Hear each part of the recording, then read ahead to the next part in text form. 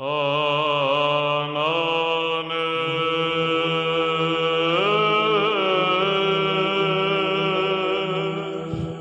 there!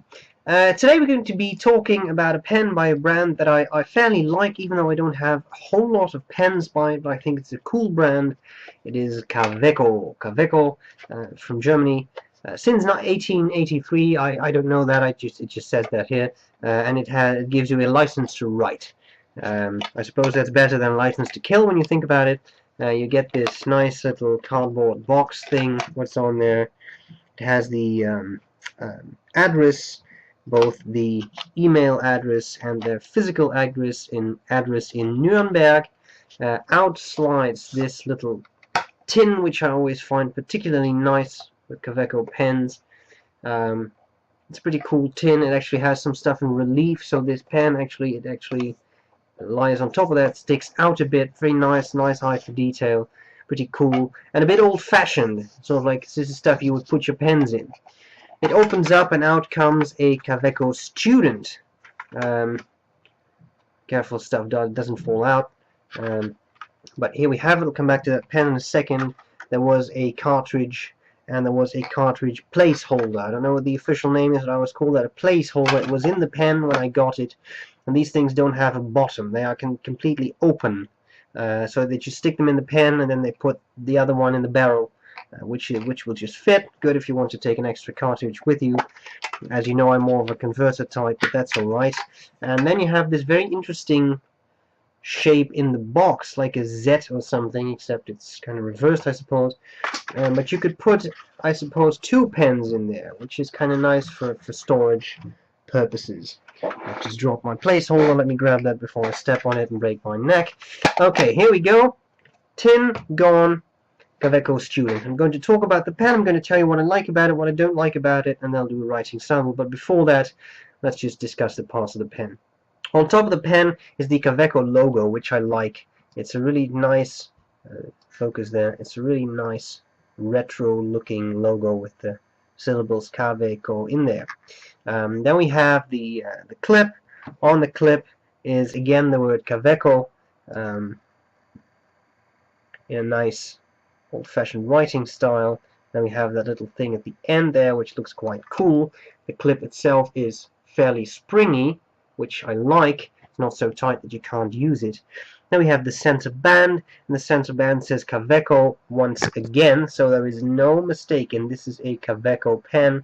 Then when you turn it around, you get some dots, and then you get the word Germany, and then you get more dots. And then you get the word Kaweco again, and then more dots. But that just happens when you have a circle and you keep turning it around. Okay, then we have the barrel. The barrel is tapered. It gets wider here and then it tapers down again.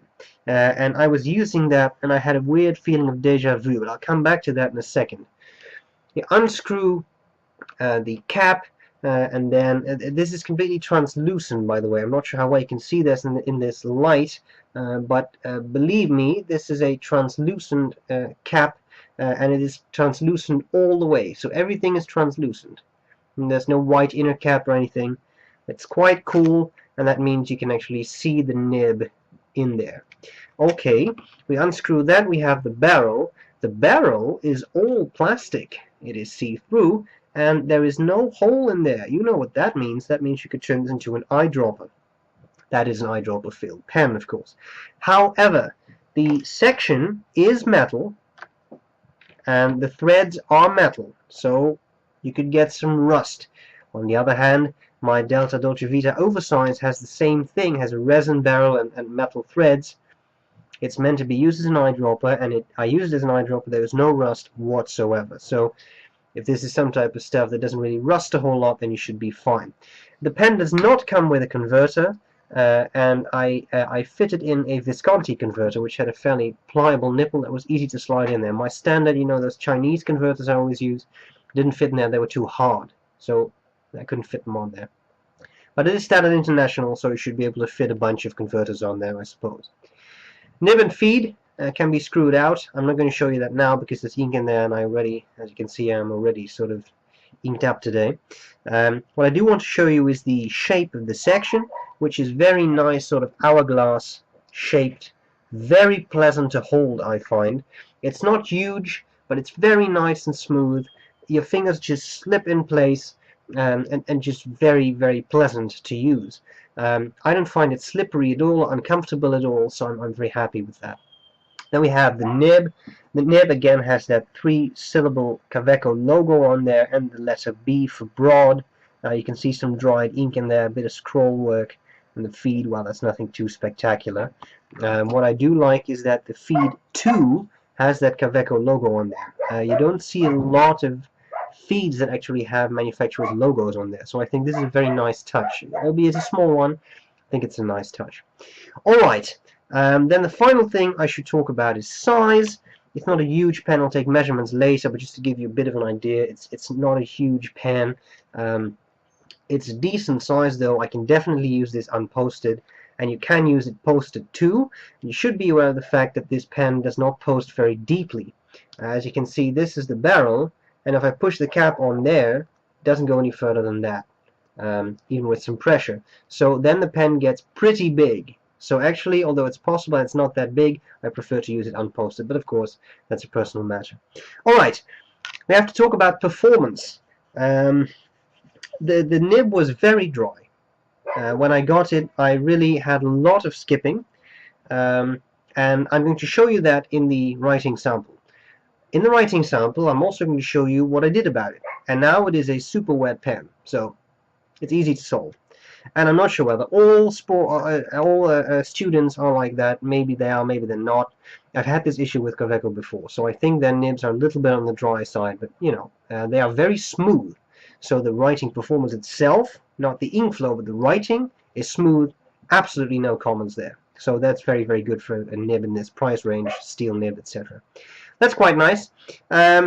Anything else I can say? What do I like about it? What do I not like about it? I like the looks. I like that it's a very dark blue. I'm not sure. Let me see if I can maybe make you see that translucency of the nib there a little bit. Yeah, that's perfect. Very nice. Very dark blue. You can see the converter in there. I love that look. I love the section. I think it's very pleasant to hold, pleasant to use. It's just a very cool pen. Things I don't really like about it, well, of course, I would like to get a nib that doesn't skip that much. The good thing about that problem is it was just a matter of, it was no time misalignment or anything. It was just that the tines were compressed too tightly. You see that on a lot of modern pens. And it's very easy to just open them up a bit. I'm going to show you that in the video. It's a matter of seconds, so don't let that hold you back to buy this pen. And as I said, maybe not all students have this. Maybe it was just mine. We don't know. Okay, that's what I like about it. What I don't like about it, I want to take a couple of measurements, and then I'm going to do a writing sample.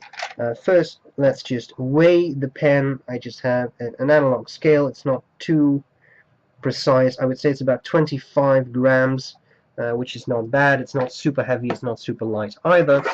Take out the calipers. Capped, the pen is 130, well, let's say 132 millimeters.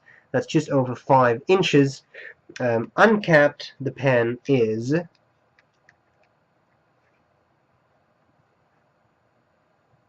there we go. Uncapped, the pen is exactly 120 millimeters, so quite a bit over 4 inches, almost 5 inches again. Then we have the diameter of the section. Well, that's of course a little bit, because it's this, an hourglass shape, it's a little bit difficult, but at the very top, where you would not really hold it, it's 10 millimeters. Then at the narrowest point, it's about 9 millimeters, and if I go down to where it meets the barrel, it's just over 10 millimeters again. And there we go. So, next thing is a writing sample. I hope this is going to be useful, and I'll see you later. Bye-bye. I'm sorry, short addendum there. I said I would say something about that déjà vu I had. Kaweco Student, Monteverde Artista Crystal. They're about the same size. They both have caps that are shaped like that. They both have metal clips that are shaped in roughly the same way. They are both translucent. They both have barrels that taper. They both have metal sections, differently shaped. I'm not suggesting anything. All I'm saying is these two pens are really alike. So what I'm going to do at some point is fountain pen shooting.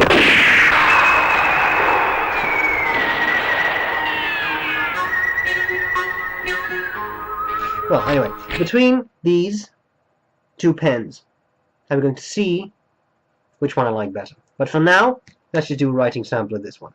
Okay, so here we have the Kaweco Student. And I'm not going to use this posted. I'm just going to do some writing.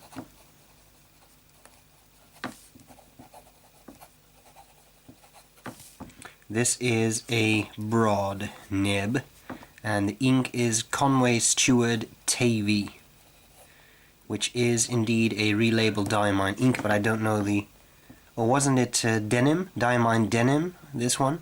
I think so, I'm not absolutely sure. The paper is Rhodia. Now, the first thing you may notice is that the pen is a bit skippy.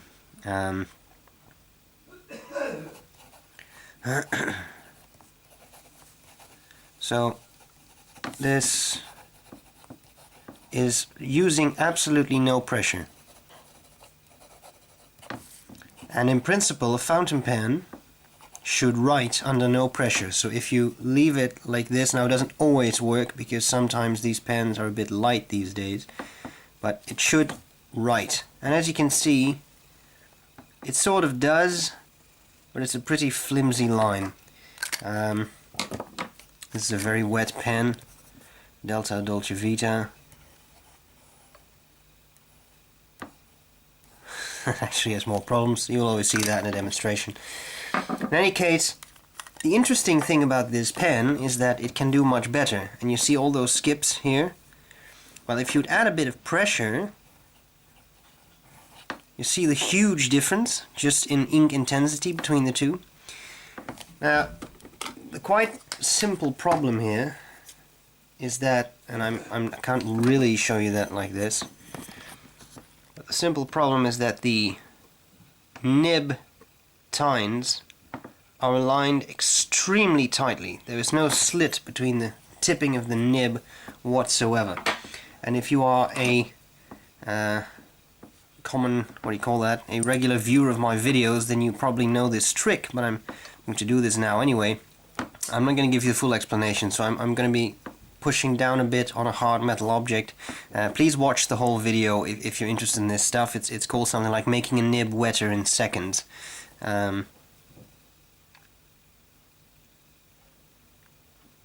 Vijf, I haven't crashed, I was just... Okay. That doesn't look too bad, I just need a cloth there. Here we go.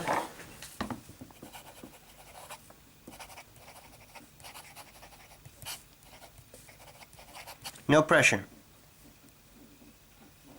See that? I'm just holding it like this. Now it's wet. Okay? So that was a couple of seconds, and now this pen has moved from an interesting, smooth, but somewhat skippy pen to a nice, juicy, wet pen. And I can do that. That means that you can do that with your pens, but of course you would like to start with a very inexpensive pen, move your way up. I mean, please don't grab out your 149 and just start doing this right now. Practice first. Check your results often, go very slow, and watch that video, because I give more explanation in there. Alright, fast writing.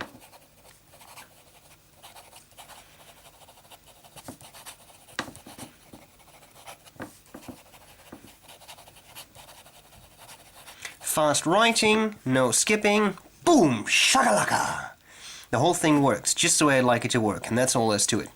So it's that simple. Wetness, well,